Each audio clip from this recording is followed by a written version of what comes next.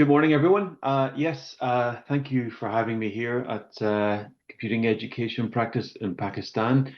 My name's Matt. I'm based at the University of Glasgow, where I'm the head of education and practice, and I have the misfortune of working with Waqar. So that's why I'm here.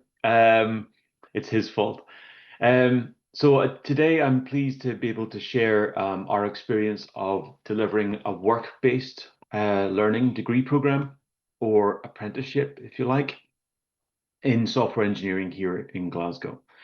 Over the last 7 years or so, we've learned some valuable lessons, I think, about how apprenticeships can transform computing education, both in terms of who can access it and also how we prepare students for industry. So today I'm going to talk through some evidence from several different research studies we've conducted, focusing particularly on how programs like this can widen access to higher education, improve access to university, and also develop professional skills through reflective practice. So let's start with a challenge I think we all probably recognize. Despite our best efforts in computing, there's a fairly persistent gap between what we teach and what industry needs.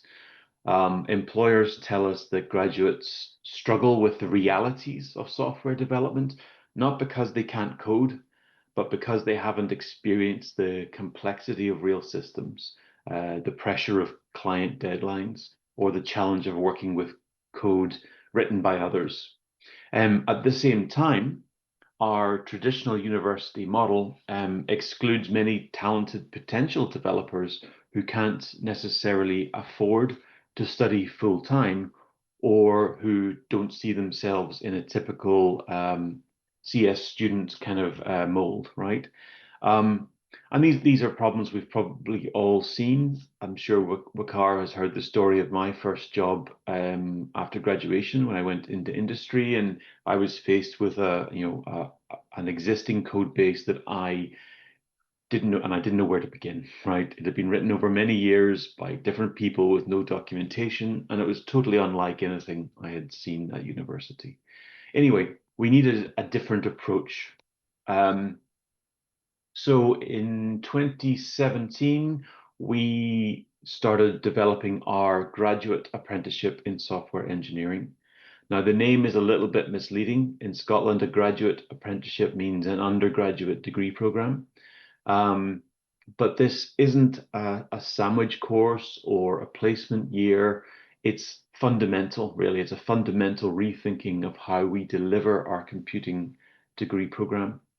Our students are employed full time by companies across Scotland, mostly in the Glasgow area. And those companies or those employers range from global financial firms to local startups to public sector bodies as well. The students, the apprentices, spend about 80% of their time across the 4 years working as software engineers in industry, and then the remaining 20% with us at university. Um, and I think it's important to stress that our program was designed with industry, not for industry. We spent many months consulting with about 26 employers, 26 companies to understand their specific needs and challenges. And when we asked our industry partners what they needed, some answers were expected. And yes, technical skills, of course, matter. But what really stood out was their emphasis on professional capabilities. They need developers who can communicate to non-technical stakeholders, who can manage their time across multiple projects, and who can learn independently. As one employer told us, they need developers who can join a team on day one and contribute, not start from scratch.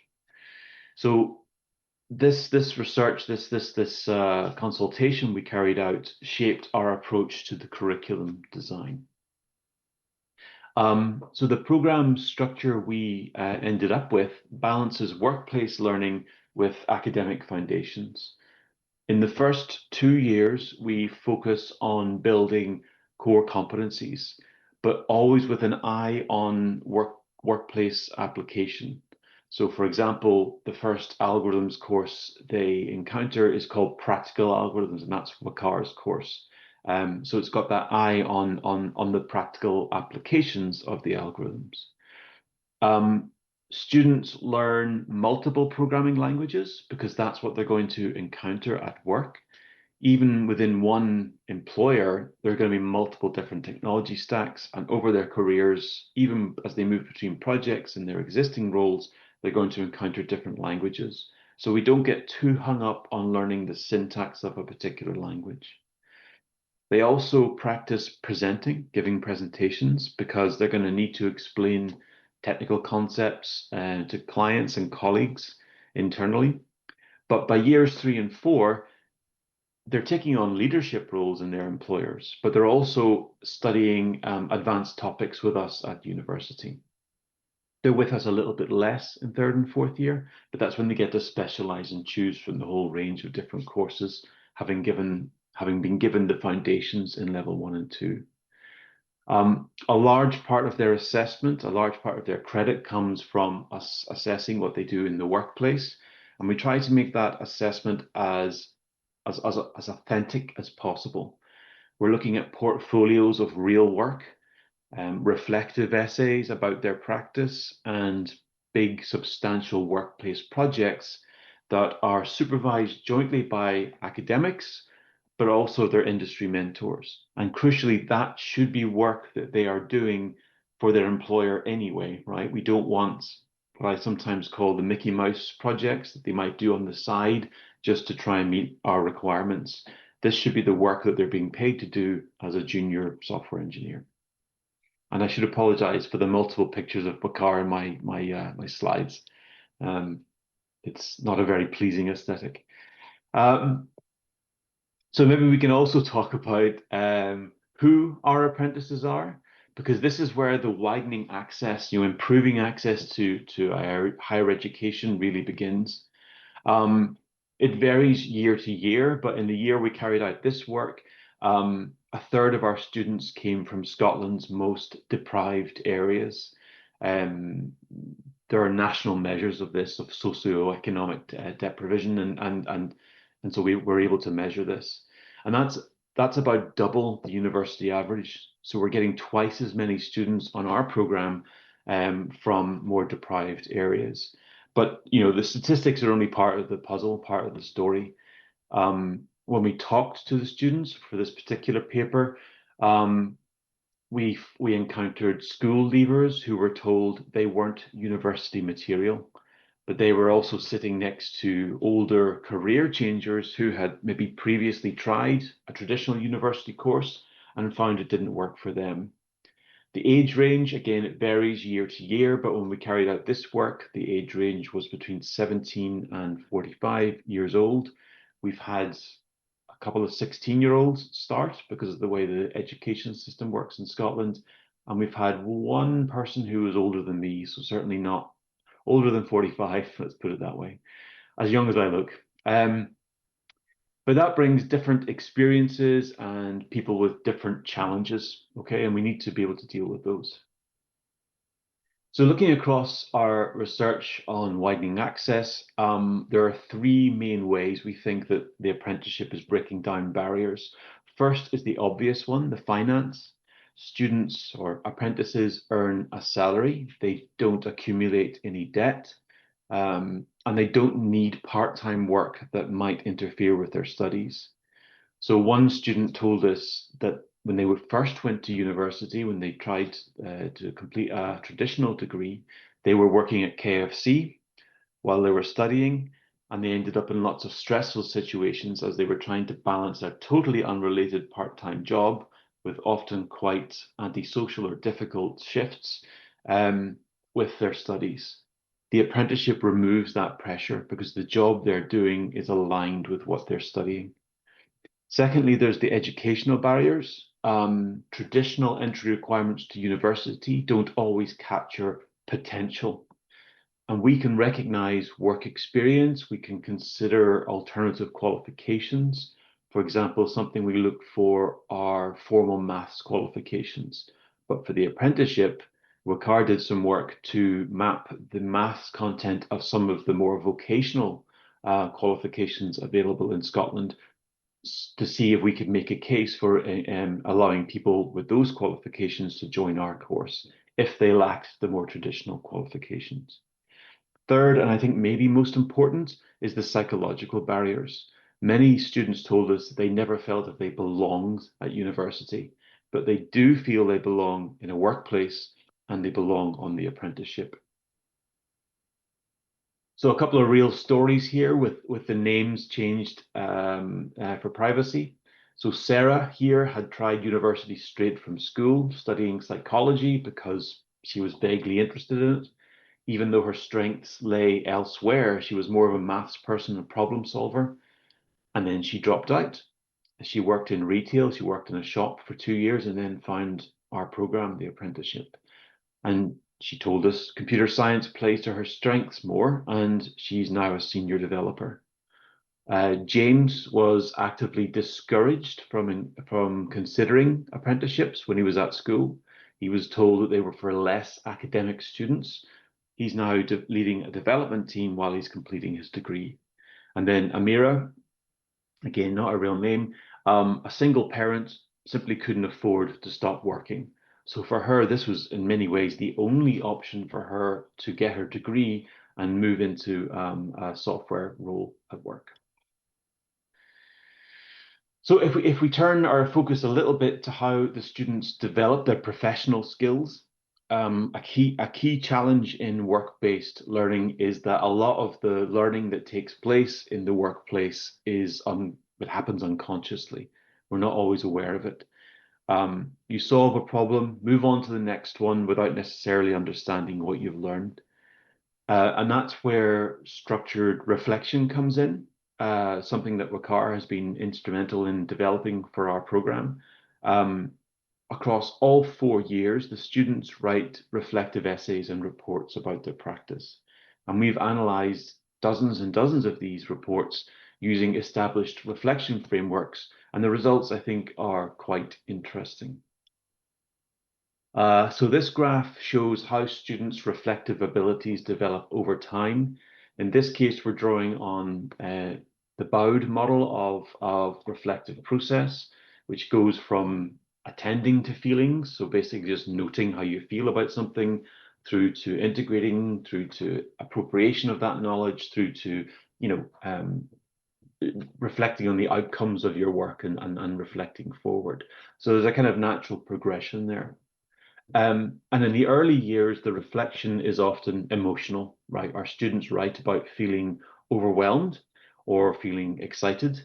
They might make some basic connections between university learning and workplace tasks. But look at what happens by year 3 and 4. So integration, that's the ability to synthesize knowledge from multiple sources, jumps from almost nothing, 3% or something in the first year, up to 100% of our students. So they're not just connecting dots, they're creating new understanding. Appropriation, as I said, making knowledge truly their own, increases dramatically. And one student, as we can see, wrote that they developed their own approach to code reviews, combining university principles with their team's practices. So our various analyses have revealed some pretty clear patterns in what transfers well from university into the workplace. The technical foundations are crucial, but maybe not in the way we might think. It's not about learning the exact technology stack they'll use at work. Instead, the students told us that that exposure to multiple languages gave them confidence to learn whatever their company uses, whatever gets thrown at them. One student said, when I joined, they used a language I'd never seen, but I thought, well, I've learned 3 languages already, I can learn another one. Communication skills transfer remarkably well. Students who initially dreaded university presentations, which was me 25, 30 years ago, later told us that that preparation was invaluable for their client meetings, right? It's what they do in work. It's a funny thing that so many of our students don't realize that being a software engineer isn't just about writing code.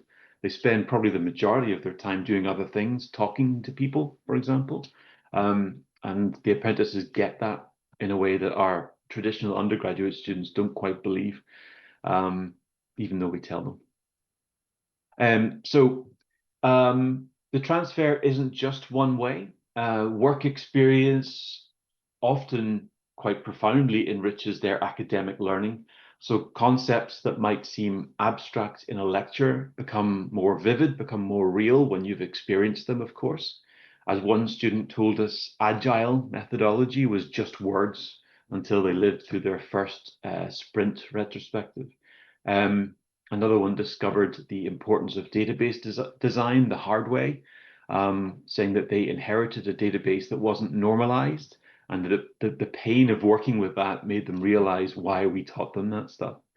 Um, Perhaps more importantly, students develop a professional perspective on their academic work. They approach assignments more like work projects. They think about maintainability, documentation, and team collaboration. Things that on the traditional degree, on which Wakar and I have also taught, we talk about these things, but it never really sinks in with the students. They don't quite believe it in the way that the apprentices understand and then start bringing to their studies. Some skills we've learned can only be developed authentically in the workplace. That's kind of the point of having a work-based degree, by having an apprenticeship. There are some things that are taught better or developed better in the workplace. So things like context switching, being able to jump between 3 different projects in a day, can't always be simulated in a classroom. We have timetables. Working with legacy code sometimes says 10+ year old code here, but sometimes students are working with code that's older than them, right? And that teaches them practical problem solving. It can also teach a bit of humility, right? Even our high-flying students will sometimes encounter some idiosyncratic code at work that really challenges them. Um, One student said that at university, they often start with a blank file when it comes to writing code. And at work, they said they hadn't written anything from scratch in 2 years. Now, that's slightly unfair on us because we do expose them to existing code bases right from day one. We necessarily need to start from scratch on certain things, but on the apprenticeship, we do try to get them working with existing code as early as possible. There's also stakeholder management, dealing with real deadlines, budgets, navigating team dynamics. Those are professional skills that really emerge through experience. As one student put it, university prepared me technically, but work taught me to be a professional. Sorry, my dog is saying hello. Throughout our research, one theme emerged repeatedly, and that was confidence. So that journey from terrified newcomer through to confident professional is really remarkable to see over the 4 years. It's really nice to see for us on the program. So in year one, students often express relief that they have university support. So one told us or wrote about being thrown straight into the workplace, would otherwise have been terrifying, that they had the lectures and the knowledge we were giving them to fall back on, and it gave them confidence to do things, to try things out. By year two, they're often finding their voice in team meetings. Year three, they might be starting to take on leadership roles. By year four, a lot of them are mentoring younger, or not younger, I should say, less experienced developers. And the university component of the course is giving them that psychological safety, a place to ask stupid questions, right? To experiment, to fail safely in tandem with applying their knowledge in the workplace. We do need to be honest about where we still face challenges. Nothing's perfect. On some of our taught courses, particularly in the level 3 and 4, where they're taught by our colleagues on the traditional program, there are of course group projects, but even with your best efforts, they're not really the same as working in a professional team. They don't simulate the dynamics the same way. At university, if a team doesn't work, we can intervene. At work, you just have to get on with it. You have to find ways to collaborate with difficult colleagues, as I have learned to collaborate with Waqar. There's you know, the apprentices get that. It's so interesting. The other students, when they get to level 3 and 4 and they have group projects, they immediately complain that someone's not pulling their weight or someone's being mean or whatever it is. The apprentices understand that, well, that's life, right? And you have to find the tools to actually deal with that yourself. Um, anyway, there's the other thing that's a bit of a challenge is transferring some of those advanced technical concepts, the things that we're trying to sort of future-proof their knowledge for, where sometimes they're not necessarily yet applying in the workplace. It's difficult for them to rationalize that. And there's always that tension between the work-based learning and balancing workplace demands with academic requirements.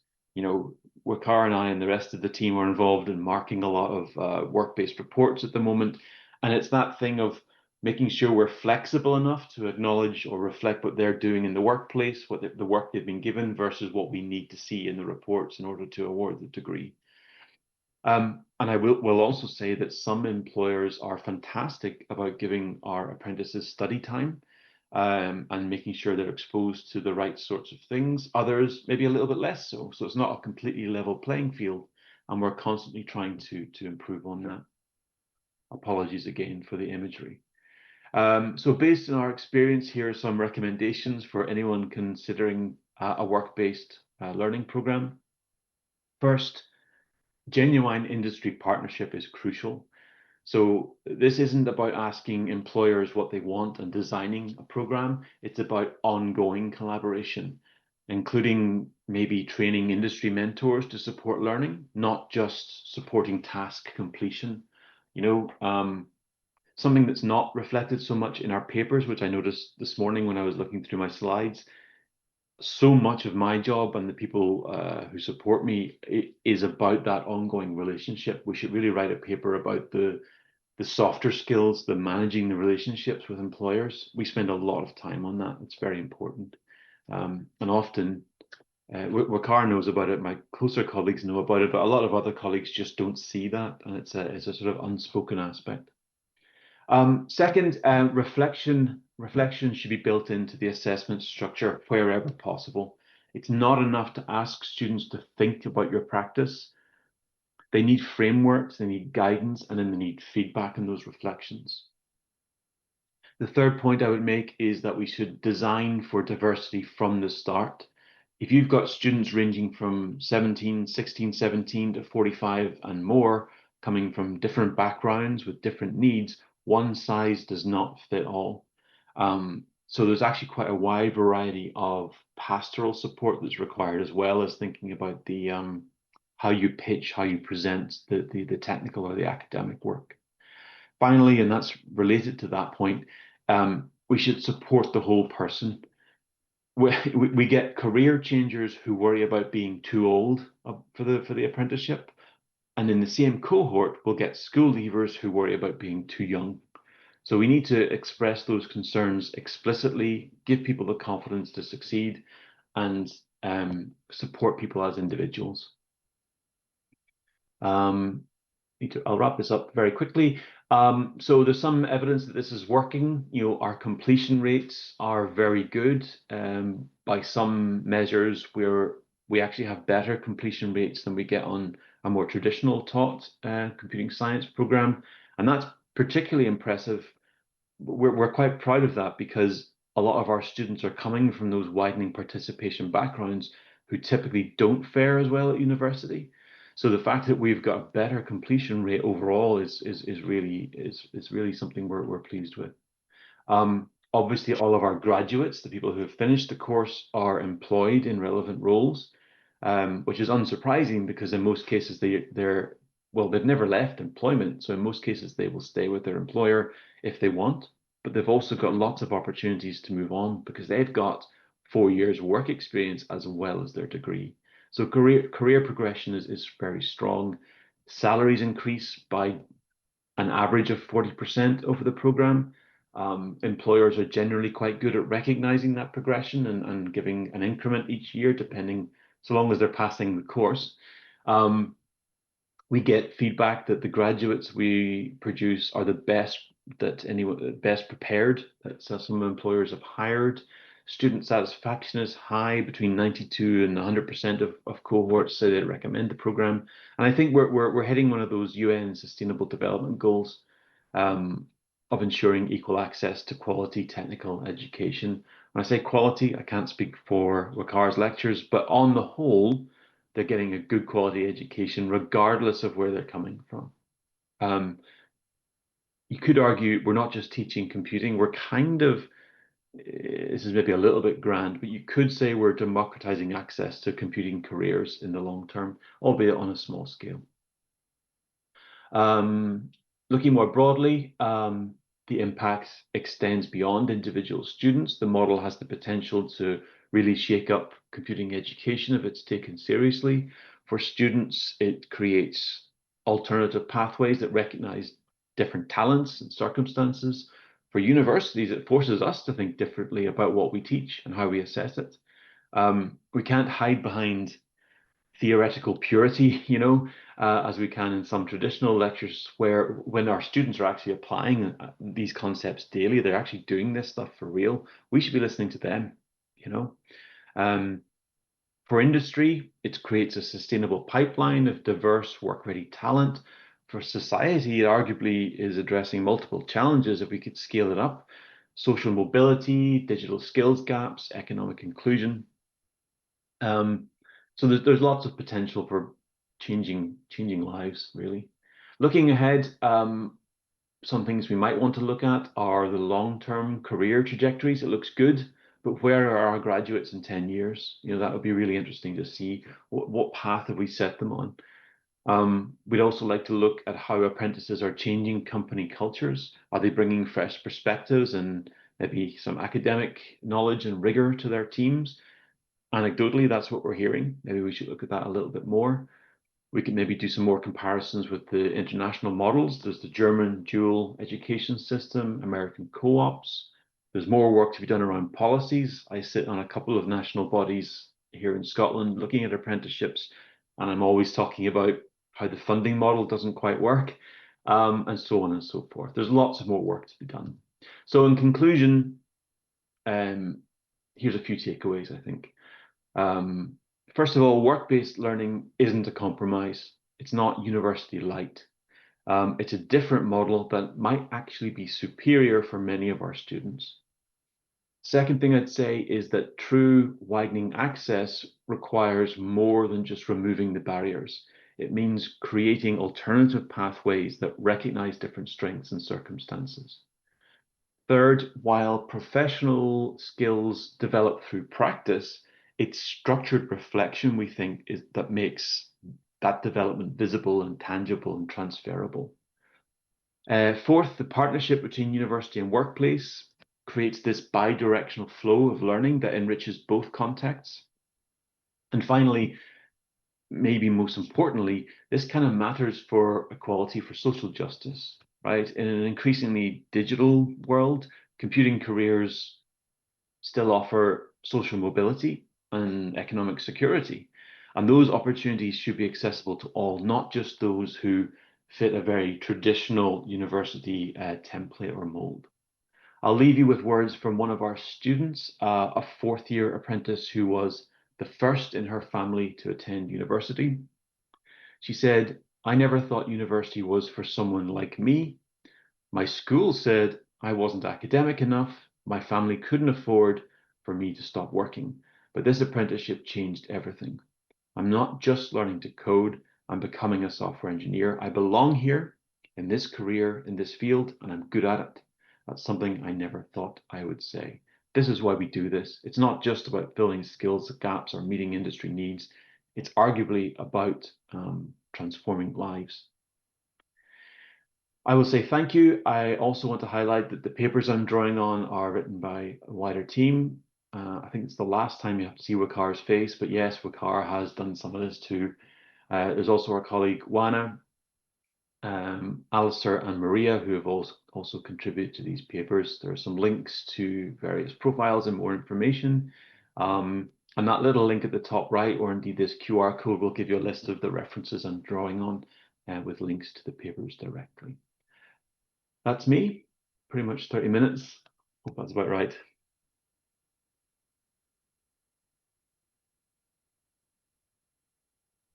Matt, can you hear the room? I can hear you, yeah. Yeah, thank you for this talk. Before your session, I think we were applauding the kind of experiments that people have done here, but that was one course here or there, not to take away anything from anybody here, but this is at another level. But I don't know how old Glasgow University is. Perhaps it'll take us 800 or more years to get there. Uh, but thank you for this. We've been hearing about industry academia gap since decades, but this is one serious aim at it. And speaking of aims, the kind of jabs you threw at Vakar's face, that was incredible. My first question is to myself, like, what was I thinking inviting Matt? But I we knew what would I was love, getting into. Yeah, Vakar, we would love to see some serious jab thrown back at Matt. yeah, But not suitable for work. Yeah, so let's carry on. if there's any questions here in the room for Matt?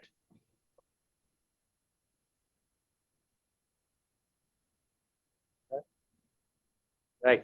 Vakar, maybe you can ask him a tough question and then.